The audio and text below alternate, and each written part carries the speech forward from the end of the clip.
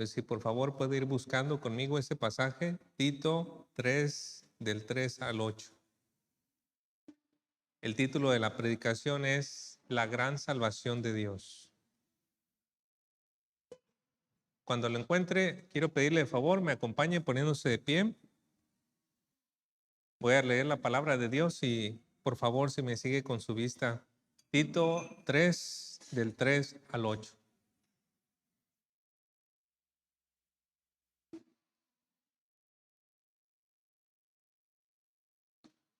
Dice la palabra de nuestro Dios: porque nosotros también éramos en otro tiempo insensatos, rebeldes, extraviados, esclavos de concupiscencias y deleites diversos, viviendo en malicia y envidia, aborrecibles y aborreciéndoos unos a otros.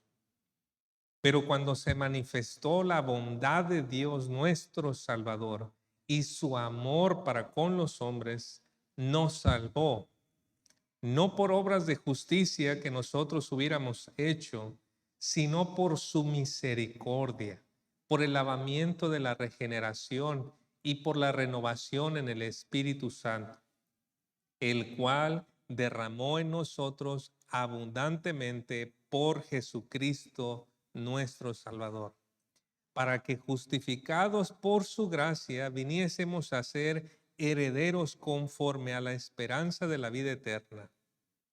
Palabra fiel es esta, y en estas cosas quiero que insistas con firmeza, para que los que creen en Dios procuren ocuparse en buenas obras. Estas cosas son buenas y útiles a los hombres. Vamos a orar, hermanos. Padre Celestial, ante una porción como esta venimos en humildad y también llenos de gratitud por su misericordia, por su amor y por su bondad. Nos humillamos delante de usted, Señor, por todo lo que ha hecho por nosotros. Y ahora, Padre, queremos elevar nuestros corazones a usted para que estos versículos nos moldeen y nos den rumbo, Señor, en las cosas que tenemos que hacer. Por favor, Padre, ruego que también y pedimos como iglesia que si alguien no ha tenido una reconciliación con usted, la verdadera reconciliación por medio de Jesucristo, a través de esta palabra, Señor, usted le lleve a poder entregarse a usted, Señor. Se lo rogamos, pedimos su bendición entonces en esta hora, en el nombre de Cristo Jesús. Amén. ¿Puede tomar su lugar, por favor?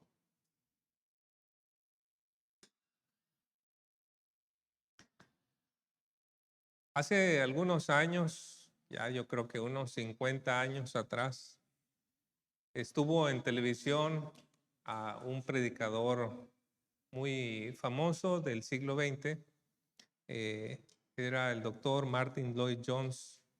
Y dentro del programa en la televisión, pues le estaban haciendo una entrevista y le preguntaban cuál consideraba él que era el problema del pensamiento de la sociedad moderna acerca del hombre. Él pues era médico, pero también era un estudiante muy serio de la Biblia y dio un diagnóstico que sigue vigente hasta hoy. Voy a sintetizar las palabras que dijo el doctor Martin Lloyd Jones en esa entrevista. Dijo: el problema con la visión moderna del hombre es que por un lado lo denigra diciendo que es un animal y por otro lado lo exalta diciendo que tiene el poder para ordenarse a sí mismo y a la sociedad. Ahí fin de la cita.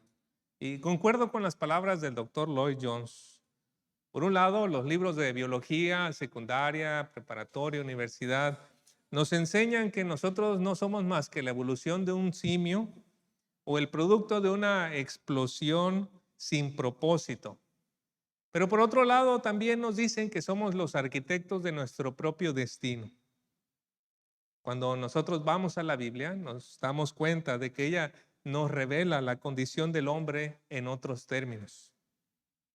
En Génesis, por ejemplo, nos dice que cuando Dios hizo al hombre y a la mujer, en Génesis 1:27 dice que ellos fueron hechos a la imagen de Dios. En ese sentido, el hombre y la mujer fueron apartados del resto de la creación. No son un animal más evolucionado, sino completamente diferentes. Del hombre y de la mujer son de los únicos de quienes Dios dijo son hechos a imagen de Dios. Eso nos da un valor especial, nos da una habilidad especial y una responsabilidad también especial. Ahora, como portadores de la imagen de Dios, poseemos estas cosas. Pero lamentablemente entró el pecado. Y con la entrada del pecado, esa imagen de Dios en el hombre se vio afectada. Porque en ese momento entró la semilla del pecado. Y cuando entra la semilla del pecado, entonces echa raíz y empieza a dar toda clase de malos frutos en el hombre y en la mujer. Así que el hombre, la mujer, pasaron de ser un ojo de agua cristalino en donde se podía ver la imagen de Dios reflejada y se convirtió ahora en una fuente contaminada y turbia. Esto es lo que hemos leído nosotros en el versículo 3 de Tito 3. El apóstol Pablo describió allí al hombre como necio, desobediente, extraviado, esclavo, malicioso, envidioso, aborrecible. Y aquí cabe aclarar, hermanos, el apóstol Pablo no estaba buscando insultar a nadie. Tampoco estaba buscando denigrar a ninguna persona.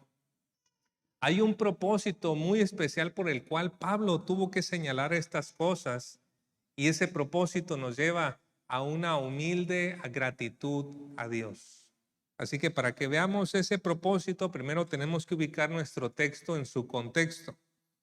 Recuerden que Pablo le escribió esta carta a su delegado Tito, que se encontraba en Creta. Usted busca Creta en el día de hoy, pues forma parte de Grecia, en aquella parte. Y bueno, Pablo le escribió a Tito allí y le escribió porque había que abordar algunos problemas dentro de la iglesia. Habían falsos maestros que habían provocado mucho desorden, por lo tanto había que corregirse. Y Pablo escribió esas medidas que se tenían que hacer para corregir, para enderezar a la iglesia. Ahí en el capítulo 1 vimos las primeras, ¿verdad? Que se necesita tener o establecer un liderazgo calificado para que pueda contrarrestar la mala influencia de los falsos maestros.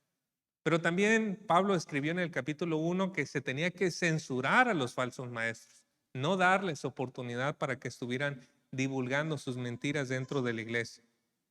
Luego llegamos al capítulo 2, donde ahora Pablo empieza a dar instrucciones a toda la iglesia acerca de cómo tiene que ser la vida, porque con la falsa enseñanza viene desorden, pues Pablo ahora estaba tratando de corregir cómo era o cómo debe ser la vida cristiana. Él comenzó hablando primero de los ancianos, adultos mayores, ¿verdad? Luego de las madres jóvenes, luego de los jóvenes y finalmente de los siervos en el capítulo 2. Pero ya estamos en el 3 y en el capítulo 3 Pablo comienza a dar instrucciones acerca de la conducta de los creyentes en medio de la sociedad. ¿Cómo debemos de vivir usted y yo a la luz de que, bueno, no vivimos aquí todo el tiempo, no tenemos una comunidad donde todos vivamos dentro juntos, solamente bajo una creencia o bajo solamente la palabra de Dios? No, vivimos en un mundo bastante diverso. ¿Y cómo debemos de vivir en ese mundo diverso? Ya nuestro hermano Fernando predicaba en el versículo 1, nos enseña que tenemos que estar sujetos a nuestros gobernantes y autoridades. Y en el versículo 2 nos dice que debemos de hacer el bien para con todos los que están afuera, con otros ciudadanos. Ahora lo que vamos a ver, versículo del 3 al 8, es la base para vivir así. ¿Cuál es el fundamento para vivir en una vida que impacte fuera de las cuatro paredes de la iglesia? ¿Cuál es nuestra base? Bueno, esta porción nos presenta un resumen condensado de la obra de Dios en Cristo para salvarnos. Esa precisamente es nuestra base. Esa es toda nuestra motivación. No somos un club rotario para ayudar gente. Somos personas que han sido redimidas del mundo, que han sido transformadas, que han sido salvadas para hacer de impacto hacia afuera. Y para el estudio de nuestra porción, hay 3 puntos que quiero explicar en esta mañana. Primeramente, quiero hablarles de qué nos salvó Dios. En segundo lugar, cómo nos salvó. Y en tercer lugar, para qué nos salvó. Veamos primeramente de qué nos salvó Dios. Y vaya, la lista está larga y bastante fea. Dice, porque nosotros también éramos en otro tiempo insensatos, rebeldes, extraviados, esclavos de concupiscencias y deleites diversos, viviendo en malicia y envidia, aborrecibles y aborreciéndonos unos a otros. Esta lista la podemos dividir en 3 categorías, hermanos. El problema del hombre es un problema contra Dios, es un problema consigo mismo y es un problema contra los demás. En eso podemos dividir la lista que tenemos aquí. Y observe al comienzo de esta porción, en el 3:3 dice, porque nosotros también éramos en otro tiempo. Hermanos, a veces podemos leer una lista así y decir, yo no era así. Yo no era como se me está describiendo aquí, como está diciendo todos los hombres, no, ese va a ser mi vecino de allá, ese sí, hace fiestas hasta la madrugada, tira la basura y quién sabe a qué se dedica, ¿no? Usted puede pensar, eso es para mi vecino. Pero mire, hermanos, el apóstol Pablo mismo se está contando en esa lista. Él, el apóstol Pablo, ese hombre de quien dice en Filipenses 3:6, a la vista de los demás era irreprensible. El apóstol Pablo, que nació en una cuna judía, que lo crió, que lo ayudó, que lo formó y que estuvo instruido a los pies de Gamaliel. Un hombre intachable, dice, yo era también parte de ellos. Éramos, se incluye ahí. Y aquí quiero insistir en un punto, hermanos. El que una persona no pueda reconocer un gran problema dentro de sí misma no significa que no sea tan malo como otros. Es simplemente que no se ha dado cuenta. No se ha dado cuenta. La Escritura no nos deja espacio para señalar a alguien y decir, ese hombre ni cree en Dios y mira, es una buena persona. No, hermanos. Romanos 3:10 nos dice, no hay justo ni aun uno. Y Romanos 3:12 nos dice, no hay quien haga lo bueno, no hay ni siquiera uno. La persona más moral, como la persona pecadora más desvergonzada, si están sin Cristo, están en la misma categoría, hermanos. Y es algo difícil de aceptar, ¿no? Pero quiero animarle a pensar en esta manera. Recientemente comencé a hacer un ejercicio que me ha estado ayudando para saber, para cómo tratar con las personas que me es difícil tratar. Y el ejercicio consiste en esto, hermanos. Cuando veo una persona que me es difícil de tratar, digo, ese soy yo sin Cristo. Entonces voy manejando y veo al señor que se me atraviesa con un carrito lleno de aluminio y fierros que lo va a vender para consumir droga, para comprar droga y consumirlo. ¿Y sabe qué? Lo veo y me tengo que decir a mí mismo, ese soy yo sin Cristo. Veo la noticia, veo algún político que está haciendo, robando, mintiendo y me quiere llegar la indignación y lo volteo y digo, ese soy yo sin Cristo.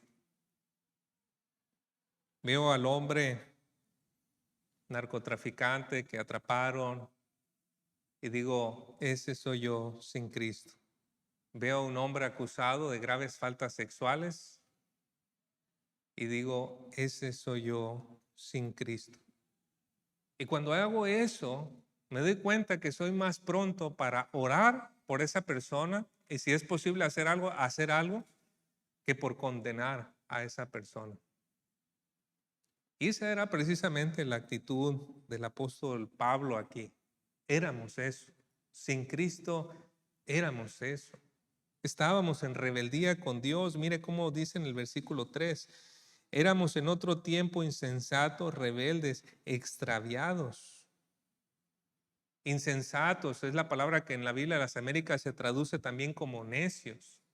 Y yo sé que a nosotros no nos gusta considerar que en algún tiempo fuimos personas necias, pero tenemos que reconocer que antes de Cristo estábamos dispuestos a creer cualquier mentira antes que en Dios y seguirle y obedecerle.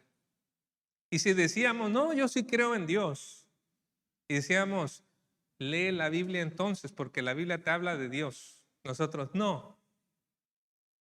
¿Por qué? Porque sabíamos en el fondo que teníamos que dejar cosas que nos gustaban y teníamos que empezar a hacer cosas que no nos gustaban. Y preferíamos entonces quedarnos con nuestra mentira que someternos a Dios. Éramos necios en ese sentido.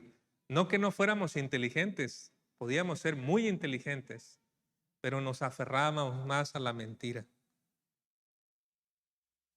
Y es que cuando nosotros vivimos en esa manera, hermanos, en una manera necia, rebelde, en desobediencia, por eso mismo caemos en estar extraviados.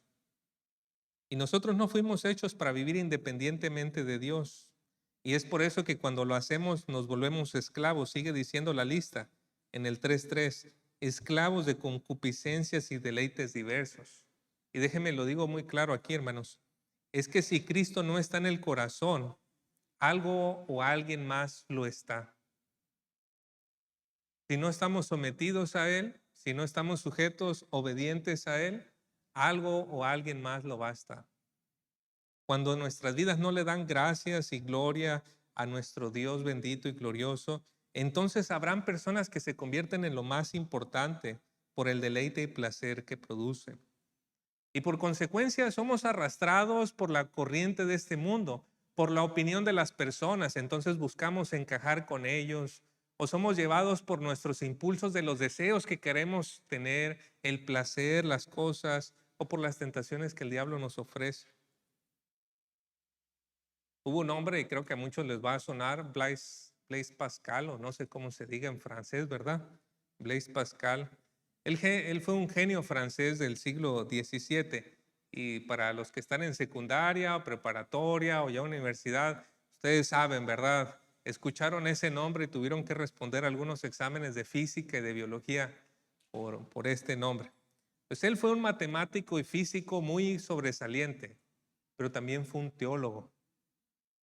Y él escribió en su libro Pensamientos estas siguientes palabras. Toda la desgracia de los hombres proviene de una sola cosa: no saber permanecer tranquilos en una habitación. Toda la desgracia de los hombres proviene de una sola cosa: no saber permanecer tranquilos en una habitación. Esto no quiere decir que usted no pueda llegar a su casa, ponerse en el sillón y de pronto a tomar un descanso. No, no, no. Lo que Pascal está queriendo decir es que el hombre no le gusta enfrentarse con la responsabilidad que tiene y con su conciencia, y prefiere que existan voces y entretenimiento que le ayuden a distraerse de su profundo problema con Dios.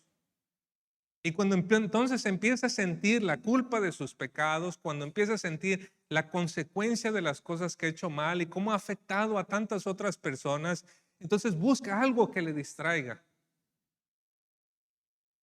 Y no se pone a pensar que Dios ha provisto un remedio para ese gran problema de la conciencia y el pecado. Como resultado de eso, de no poder quedarse sentado, no poder pensar correctamente, de querer ser independiente de Dios, el hombre empieza a caer en un vacío, en sentirse fragmentado, en sentir que su vida no tiene propósito. Y sus pecados terminan llevándolo al aborrecimiento, que es lo que sigue diciendo el versículo 3. viviendo en malicia y envidia, aborrecibles y aborreciéndonos unos a otros. Estas son las consecuencias, hermanos, de querer vivir desconectados de Dios. Porque vivimos desconectados de Dios, nos empezamos a volver esclavos de deleites. ¿Y qué es lo que sucede? Nos empezamos a volver egoístas. Y una persona egoísta, una persona centrada en sí misma, solamente hace daño a todos los demás. Y debido a nuestro egoísmo somos capaces de hacer mucho daño. Hermanos, no es cierto que sin Cristo nos podemos alegrar de que a otra persona le vaya bien, ¿verdad? Qué bueno, conseguiste un buen empleo. Oh, qué bueno que te ascendieron. Oh, qué bueno que terminaste tu carrera. Oh, qué bueno que esto. Pero en el momento que esa persona tiene más que nosotros, un mejor beneficio que nosotros, allí se despierta un sentimiento en nosotros que es la envidia. Puede irte bien, pero no te debe de ir mejor que a mí. Y sin Cristo juzgamos y condenamos. Y es peor todavía cuando nosotros nos hemos esforzado tanto por conseguir algo y esa persona se ha esforzado tan poquito y ha conseguido mucho más que nosotros. Se despierta este sentimiento de la envidia. Hace algún tiempo escuché algo que me parece gracioso, pero igual es una verdad cruda. Dicen que un hombre se encontró la lámpara de los deseos, la frotó. Salió el genio, ¿verdad? Y le dijo, te voy a conceder un deseo, pero hay una cuestión. El deseo que a ti te conceda, te lo voy a dar el doble para tu vecino. Te lo voy a dar el doble a él. Entonces el hombre se puso a pensar, híjole, si pido un carro, a mi vecino le van a llegar 2. Si pido una casa, a mi vecino le van a llegar 2 casas. Ya sé lo que voy a pedir. Déjame ciego de un ojo.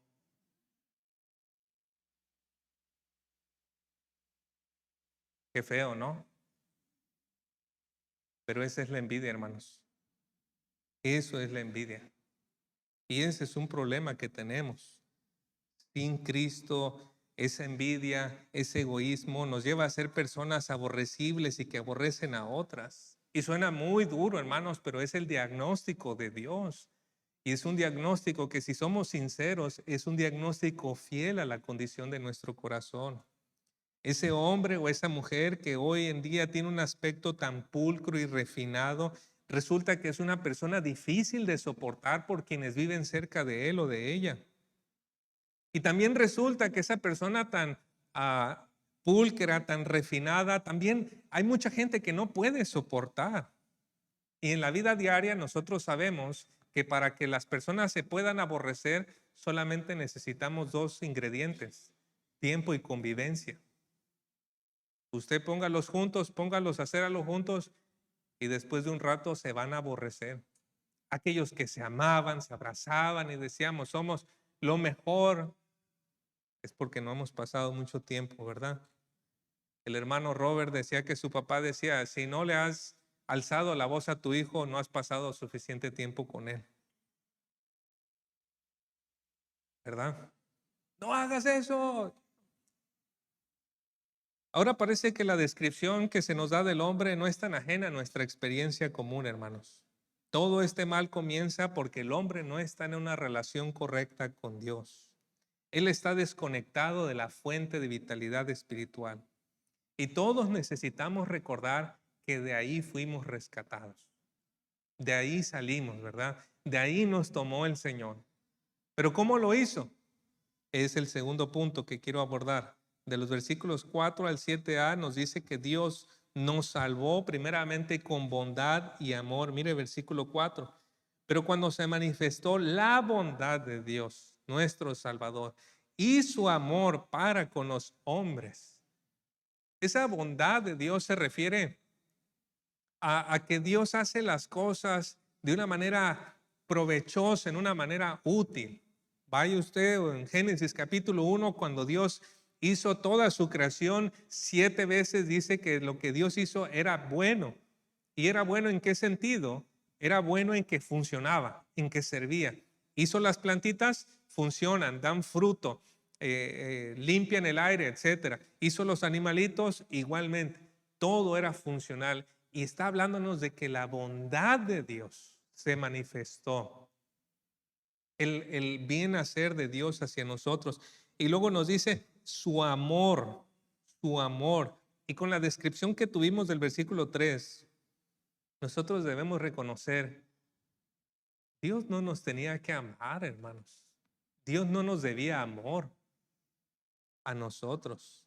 No hubo nada en nosotros que moviera a Dios a amarnos. Con esa descripción, ¿quién nos quería amar? Pero primera de Juan 4:10 nos dice, en esto consiste el amor, no en que nosotros hayamos amado a Dios, sino en que Él nos amó a nosotros y envió a su Hijo como propiciación por nuestros pecados. Y esto se refuerza, si usted mira el versículo 5, nos salvó, no por obras de justicia que nosotros hubiéramos hecho. La salvación de Dios no es una deuda que Él tenga con nosotros, hermanos. Una creencia popular es de que si tú haces suficientes cosas en beneficio de otras, el día que mueras, te vas a llevar hasta los zapatos al cielo, ¿verdad? Es lo que dice. Ese señor se va a ir con todo y zapatos al cielo. Esa señora fue tan buena que se va a ir con todo y zapatos. Pero el texto que acabamos de leer nos deja en claro, no es por obras. Efesios 2, 8 y 9 nos dice, Dios los salvó por su gracia cuando ustedes creyeron. Ustedes no tienen ningún mérito en eso, es un regalo de Dios. La salvación no es un premio por las cosas buenas que hayamos hecho, así que ninguno de nosotros puede jactarse de ser salvos. El hecho de que seamos salvos, hermanos, es por su misericordia, dice el versículo 5, perdón. Nos salvó no por obras de justicia que nosotros hubiéramos hecho, sino por su misericordia. No sé cuántos de ustedes sabían que la palabra misericordia comparte la base de la palabra miseria. ¿Qué es la miseria? ¿Qué es una persona en miseria? Es una persona con demasiada pobreza, ¿no? Pobreza extrema. No puede tener para su propio sustento. Es una persona que vive una vida miserable. Entonces, misericordia es alguien que tiene corazón para ayudar a esa persona en la miseria. Y la idea es esta, hermanos. Usted y yo éramos las personas en miseria. Y Dios es la persona en misericordia. Es aquel que nos vio que nosotros no nos podíamos salvar, que no podíamos pagar por nuestro pecado, que no podíamos dar suficientes obras de justicia. Y Él fue movido en su corazón para ayudarnos en lo que nosotros de ninguna manera podíamos hacer. Esa salvación conllevó la regeneración y una renovación en el Espíritu Santo y la justificación por Cristo. Y aquí, hermanos, yo sé que ya los estoy empezando a perder un poquito, pero viene lo más técnico y difícil. Así que acompáñenme en este recorrido que está más difícil todavía. Pero esta parte es también muy importante, muy, muy importante. Nos dice, nos salvó por el lavamiento de la regeneración. Ay, ¿qué es eso, pastor? ¿De qué se trata? Que para que Dios nos salvara, Él tenía que limpiarnos, Él tenía que lavarnos. Y este lavado es descrito de tal manera que se parece o es un nuevo nacimiento. Esa es la palabra regeneración. Dios tiene que darnos una nueva vida. Como dice 2 Corintios, las cosas viejas pasaron, he aquí, todas son hechas nuevas, es una nueva vida. Y cabe aclarar, hermanos, que este versículo no habla del bautismo. Cuando una persona se bautiza, se sumerge en el agua, sale y bueno, ahora se espera que tenga una vida que sirva a los propósitos de Dios, que dé buen testimonio, ¿verdad? El bautismo es un símbolo de lo que tiene que suceder en el corazón. ¿Y qué tiene que suceder en el corazón? Dios tiene que limpiarlo y darle una nueva vida a la persona. Esa es una obra del Espíritu Santo. El texto también nos dice que nuestra salvación conllevó una renovación en el Espíritu Santo, ahí en el versículo 5. Esa renovación significa un cambio en nosotros. Miren, hermanos, y yo sé que ustedes lo entienden, ¿verdad? Pero cuando fuimos salvos, una cosa muy importante que nos sucedió es que cambió nuestra manera de pensar. ¿No es cierto? Nuestras emociones cambiaron. De sentir culpa, de sentir tristeza, pasamos a otras emociones. Nuestras prioridades cambiaron. Antes el domingo era el fútbol, era esto, aquello, y de repente quiero conocer más de la palabra, quiero estar más con mis hermanos. Esa es la renovación del Espíritu Santo. Y cabe resaltar que esta es la realidad de todo aquel que se ha arrepentido de sus pecados y ha puesto su confianza en Jesucristo. Por eso dice el versículo 6, el cual derramó en nosotros abundantemente por Jesucristo nuestro Salvador. Ahora, si usted fue muy cuidadoso en la lectura, se habrá dado cuenta que un poquito atrás habla de Dios el Padre. Un poquito atrás habla del Espíritu Santo. Y ahora acerca de Jesucristo. Su salvación, mi pecado fue tan grave, tan grande, que requirió que las tres personas de la Trinidad se involucraran en salvarme. El Padre, el Hijo y el Espíritu Santo. Dios hizo esto para que nosotros podamos estar en una relación correcta con Él. Mire el versículo 7 dice, para que justificados por su gracia. Eso es lo que hizo Dios, justificarnos por su gracia. Él ya no nos ve como culpables. Ahora, por medio de Jesucristo, por medio de la fe en Él que murió en esa cruz y que resucitó al tercer día, somos puestos en una relación correcta con Dios. Y así es como nosotros somos salvos, hermanos. Con todo esto, ya vemos cómo nos salvó Dios y falta un tercer punto, hermanos, y va a ser un poquito más rápido. ¿Para qué nos salvó Dios? ¿Para qué? ¿Cuál era el propósito de su salvación? Mire, ahí en el versículo 7 dice, para que justificados por su gracia, viene el primer propósito, viniésemos a ser herederos conforme a la esperanza de la vida eterna. Yo veo, hermanos, que cuando hablamos de la herencia espiritual, como que no nos entusiasma mucho, como que no nos emociona. Y sabe, yo cuando estaba estudiando este pasaje me acordé de ese comercial de la Cheyenne. Y yo creo que para los que tienen menos de 15 años no lo vieron, ¿verdad? Pero para muchos de nosotros sí lo vimos. Pero va el Señor con su hijo, ¿verdad? Por unos sembradíos, yo creo que eran de agave. Y va, y el niño le pregunta, papá, ¿tienes que venir a trabajar? Y así como medio molesto el niño, pero ya arriba de la Cheyenne empieza a derrapar aquí, allá, y el niño se emociona, ¿verdad? Y por fin llegan a una colina en el carro. Se bajan los dos. Y el papá le dice al hijo, hijo, todo esto va a ser tuyo algún día. Se ven hectáreas de sembradíos, ¿verdad? Y el niño que dice, ¿y la Cheyenne, papá? O sea, nosotros que ya somos adultos sabemos que no se pueden comparar hectáreas de sembradío con un carro, ¿verdad? Pero ¿qué era lo que le entretenía al niño? Pues era el carro. Porque no quería pensar en el trabajo que le iba a llevar todas esas hectáreas. Y así a veces, hermanos, creo que nos sentimos un poquito con el tema de la herencia espiritual. Porque la herencia espiritual nos lleva a que nuestra vista no esté puesta en las cosas de la tierra, pero que esté puesta en lo que está más allá que Dios ha preparado. Y que entonces podamos invertir nuestro tiempo, nuestras energías en aquella cosa, en aquellas cosas que Dios sí ha preparado. Dios nos salvó, hermanos, para que disfrutemos de una herencia increíble, pero nos tenemos que preparar para ella. ¿Y cómo nos preparamos? Versículo 8, Palabra fiel es esta y en estas cosas quiero que insistas con firmeza para que los que creen en Dios procuren ocuparse en buenas obras. Estas cosas son buenas y útiles a los hombres. ¿Qué son buenas obras?